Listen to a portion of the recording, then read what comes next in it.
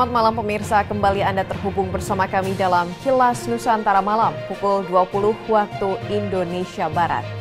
Pemirsa, sambil menikmati waktu beristirahat malam Anda, kami bagikan 3 informasi dalam negeri dengan berita pertama, kabar baik dari sektor perdagangan dalam negeri, khususnya pasar produk halal yang diprediksi oleh Menteri Perindustrian Agus Gumiwang dapat mencapai valuasi senilai $1 triliun Amerika Serikat. Perkiraan tersebut dilihat dari masifnya produk halal Indonesia yang tak hanya dikonsumsi oleh umat muslim. Berikutnya informasi seputar mobilisasi di mana PT KAI Persero kembali mengoperasikan 4 kereta api lokal terhitung pada hari ini Rabu 22 September hingga 1 pekan ke depan. Kebijakan tersebut dilakukan menyusul adanya relaksasi pemberlakuan pembatasan kegiatan masyarakat PPKM dengan penyesuaian.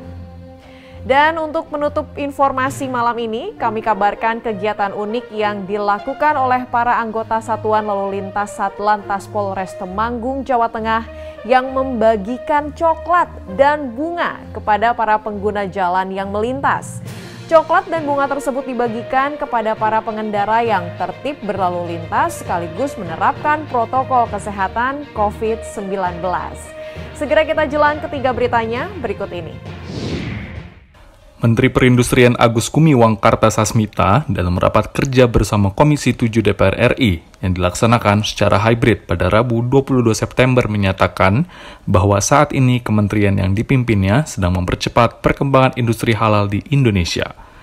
Ia menjelaskan potensi pasar produk-produk industri halal Indonesia pada tahun 2025 dapat mencapai $1 triliun. Hal ini disebabkan konsumen produk halal saat ini tidak hanya umat muslim, tetapi juga warga non-muslim yang berada di berbagai wilayah dunia atau secara global.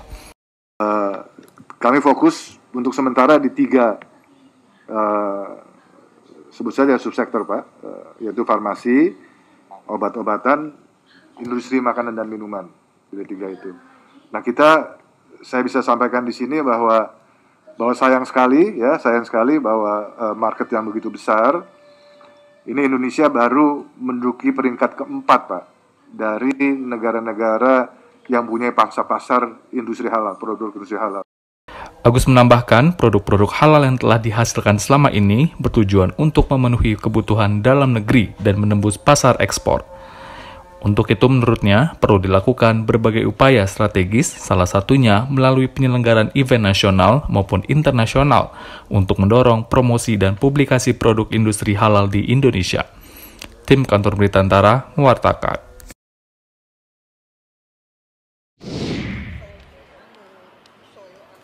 Setelah pemberlakuan pembatasan kegiatan masyarakat mulai diberikan relaksasi, PT Kereta Api Indonesia mulai mengoperasikan kereta api lokal. Seperti yang terjadi di daerah operasional 2 Bandung yang mengoperasikan kembali 4 kereta api lokal. Kereta yang dioperasikan kembali ini yakni Kereta Api Bandung Raya relasi Cicalengka Padalarang, KA Cibatuan relasi Cibatu Purwakarta, KA Walahar Express relasi Purwakarta Cikarang, dan KA Siliwangi relasi Cipatat Sukabumi. Semua kereta api lokal tersebut mulai beroperasi pada Rabu 22 September dengan jadwal yang telah tersedia di aplikasi KA Akses. Menurut manajer Humas PT KAI Daob 2 Bandung, Kuswardoyo, meski KA lokal beroperasi lagi, PT KAI tetap memperlakukan protokol kesehatan secara ketat.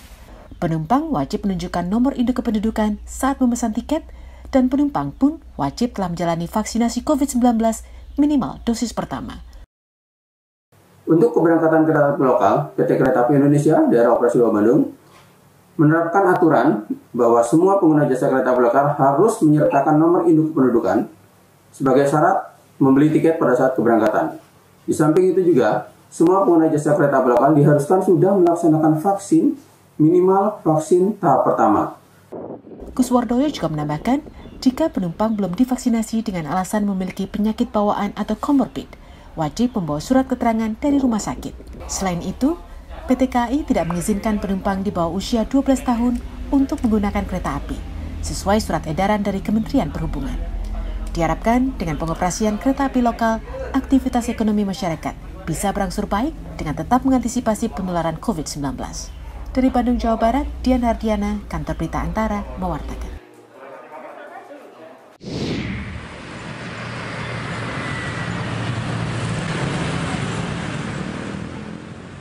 Keberadaan angkutan kota atau angkot Klenting Kuning di Kabupaten Jember mulai tersisihkan dengan adanya angkutan modern dan banyaknya masyarakat yang lebih memilih menggunakan kendaraan pribadi. Dinas Perhubungan Kabupaten Jember bersama pelaku pariwisata menggagas angkutan wisata yang memanfaatkan angkot Klenting Kuning, angkutan pedesaan, becak, ojek konvensional, dan bis kota sebagai transportasi pariwisata. Program angkutan wisata ini merupakan upaya pemerintah Kabupaten Jember bersama para pelaku pariwisata untuk membantu pelaku usaha jasa transportasi konvensional agar dapat tetap bertahan di tengah pandemi. Hati-hati di jalan Bapak. Tepuk tangan yang meriah sekali lagi untuk program launching pemberdayaan transportasi konvensional sebagai angkutan wisata Kabupaten Jember. Silakan kepada rekan-rekan. Bisa memberikan dampak positif terhadap pergerakan wisatawan di Jember utamanya, dan juga dapat meningkatkan nilai tambah pada pengemudi angkutan umum untuk bisa memberikan pelayanan wisata selain angkutan regulernya. Melalui program angkutan wisata ini, diharapkan juga akan berdampak positif pada kunjungan pariwisata di Kabupaten Jember.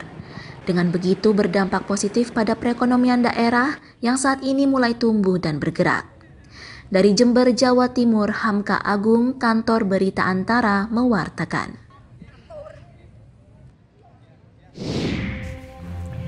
Pemirsa, kami tutup berita terkini dalam negeri yang dirangkum dalam Kilas Nusantara untuk hari ini.